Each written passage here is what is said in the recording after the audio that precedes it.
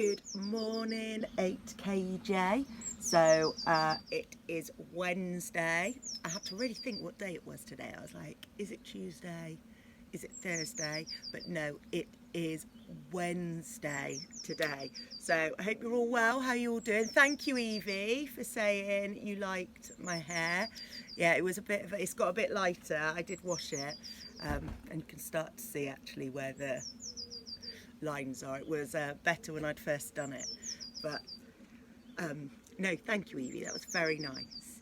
So I thought today now loads of you will have read this book or seen this film, but I thought I'd read you the first chapter because it's quite apt for the time at the minute, especially with who's seen Captain Tom Moore and what he's been up to with his walking 100 lengths of his garden.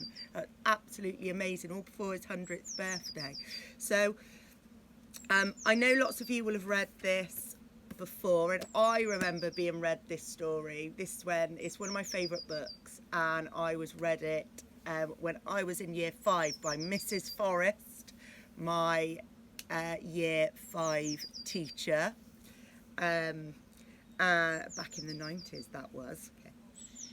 So yeah, I thought it's quite apt because the last time we had something really big like this that's massively affected our way of life and stopped things like exams was back in World War II. So my favourite book, Goodnight Mr Tom. So it is Wednesday, and normally we read on Wednesdays, so I thought I would read to you the first chapter for tutor time today. And I know lots of you are up in your reading anyway and doing a fair amount of reading. That's really good. Remember, even though at school we have it at allotted times, you can read whenever you want, okay? But this is my favourite book, and I wanted to read a chapter of it to you because I thought that'd be really nice. So, chapter 1, meeting. Yes, said Tom bluntly on opening the front door. What do you want?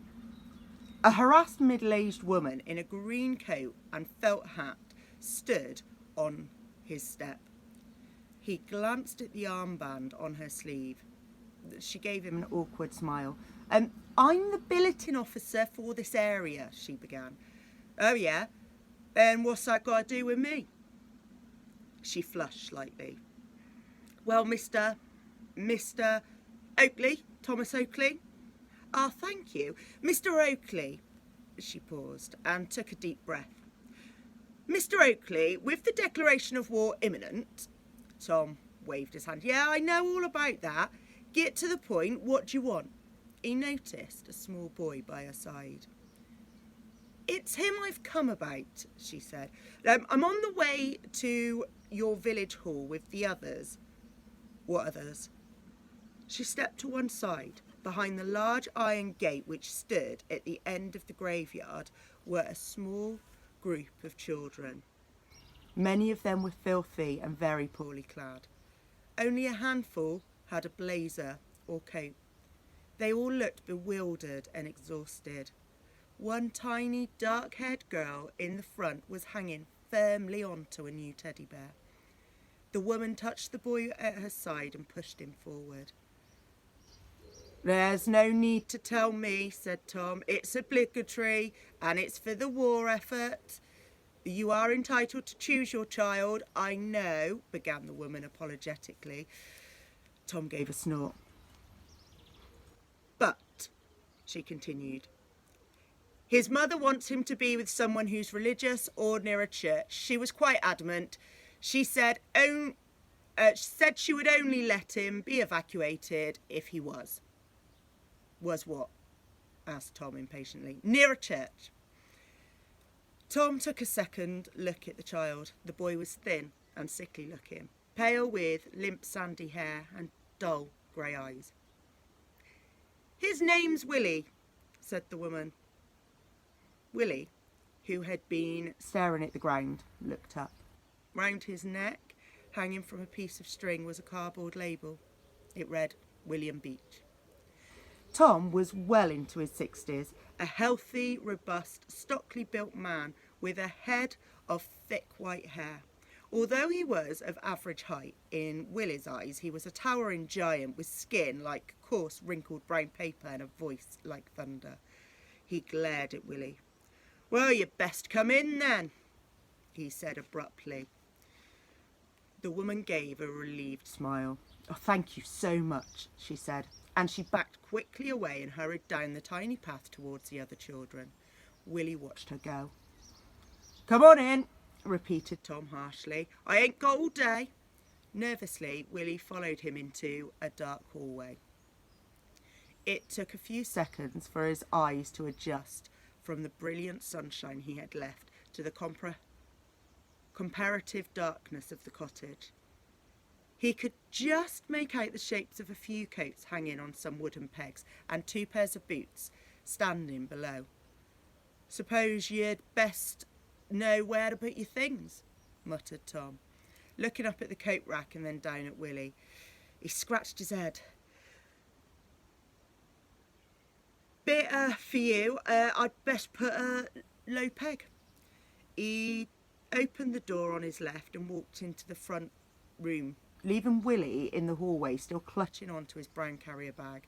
Through the half-opened door he could see a large black cooking range with a fire in it and an old threadbare armchair nearby. He shivered. Presently Tom came out with a pencil. "You can put that old bag down there," he said gruffly. "You ain't going no place else." Willie did so, and Tom handed him the pencil. He stared blankly up at him. "Go on," he said. "I told you before I ain't got all day. Now make a mark so I know where to put the pegs, see?" Willie made a faint dot on the wall side beside the hem of one of the large coats. "Make a nice big un so I can see it clear like." Willie drew a small circle and filled it in. Tom leaned down and peered at it. "Neat little chap, ain't you? Give me your mackintosh and I'll put it on top of mine for now." With shaking fingers, Willie undid his belt and buttons, peeled off the mackintosh and held it in his arms. Tom took it from him and hung it on top of his greatcoat. He walked back into the front room. "Come on," he said. Willie followed him in. It was a small, comfortable room with 2 windows. The front one looked out onto the graveyard and the other to a little garden at the side. The large black range stood solidly in an alcove in the back wall. A thick, dark pipe curving its way upward through the ceiling. Stretched out beneath the side window were a few shelves filled with books, old newspapers, and odds and ends by the front window stood a heavy wooden table and 2 chairs. The flagstone floor was covered in faded crimson, green and brown rug. Willie glanced at the armchair by the range and the objects that lay on top of the small wooden table beside it. A pipe, a book and a baccy jar. "Pull that stool up by the fire and I'll give you something to eat." Willie made no movement. "Go on, sit down, boy," he repeated. "You got wax in your ears?" Willie pulled a small wooden stool from a corner and sat on it in front of the fire. He felt frightened and lonely. Tom cooked 2 rashers of bacon and placed a slab of bread with a fresh bacon dripping beside it onto a plate. He put it on a table with a mug of hot tea. Willie watched him silently, his bony elbows and knees jutting out angularly beneath his tiny grey jersey and shorts. He tugged nervously at the top of his woolen socks, and a faint smell of warm rubber drifted upwards from his white plimsolls. "Beat that up," said Tom. Willie dragged himself reluctantly from the warmth of the fire and sat on the table.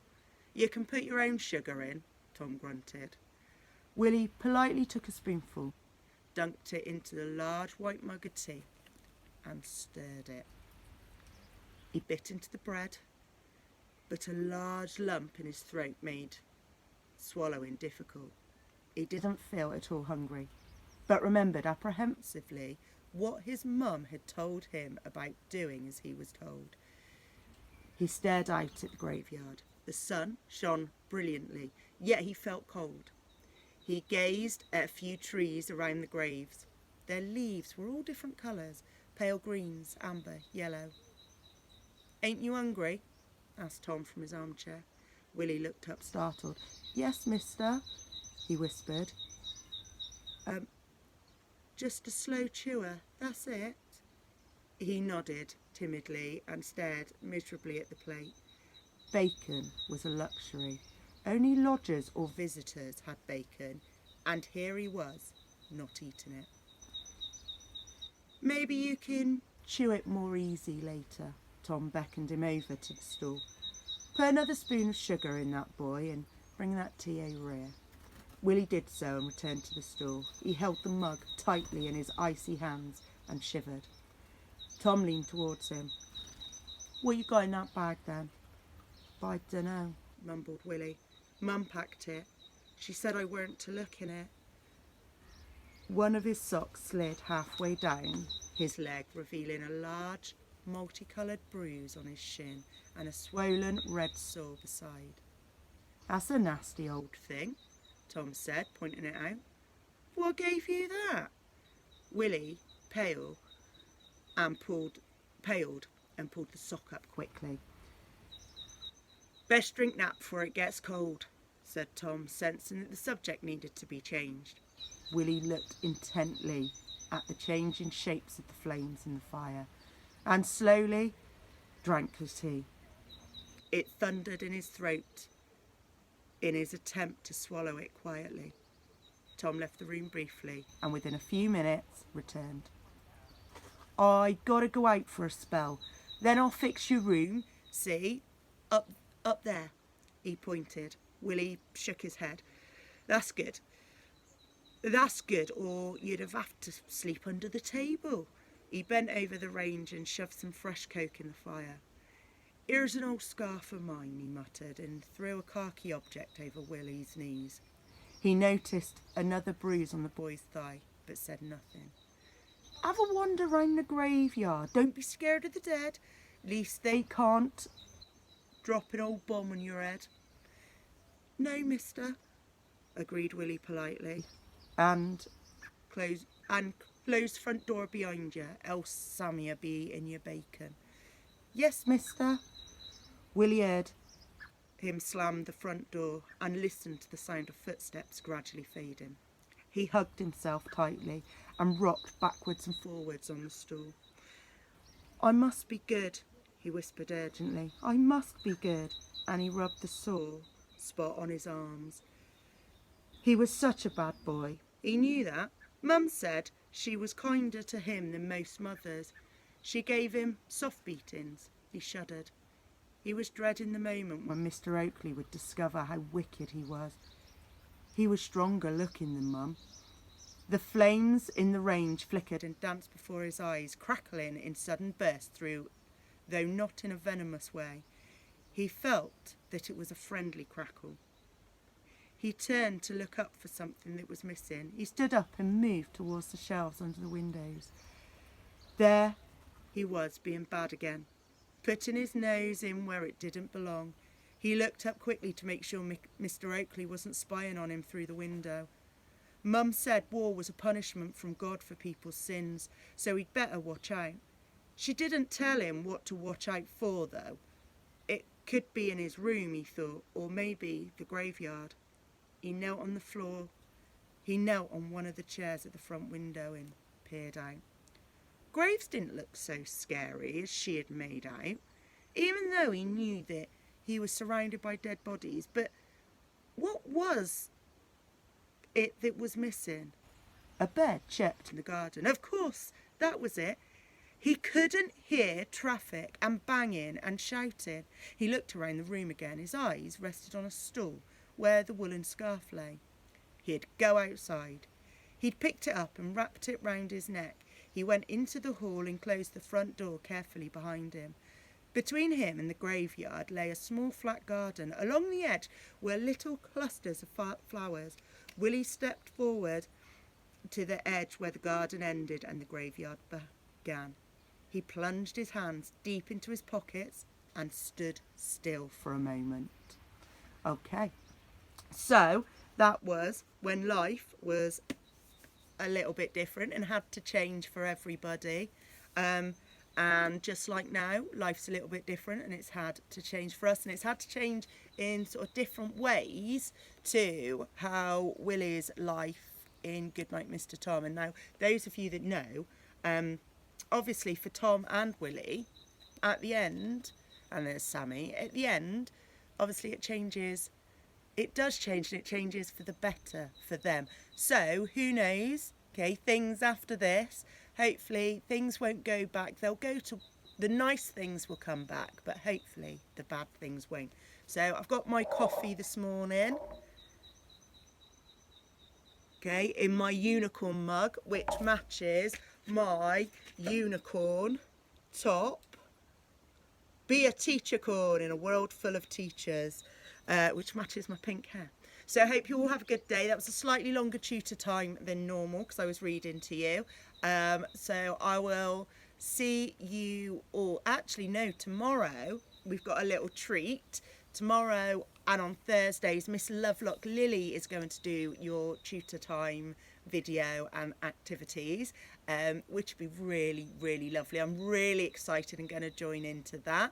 I've got lots of meetings today and sort out to go through kind of what we're doing with year 11 stuff. So I'm a little bit anxious about all of that, but it'll be fine. We'll get through it. So yeah, that's what I've got today. Big meetings and carrying on with redoing the curriculum stuff for September for when I meet Mr Kennett on Friday. So hope you're all doing well. I hope you've been doing your nice random acts of kindness. Tell me in the bottom if you've been doing your random acts of kindness for the people you live with. They'll all love it. See you soon, guys. Bye.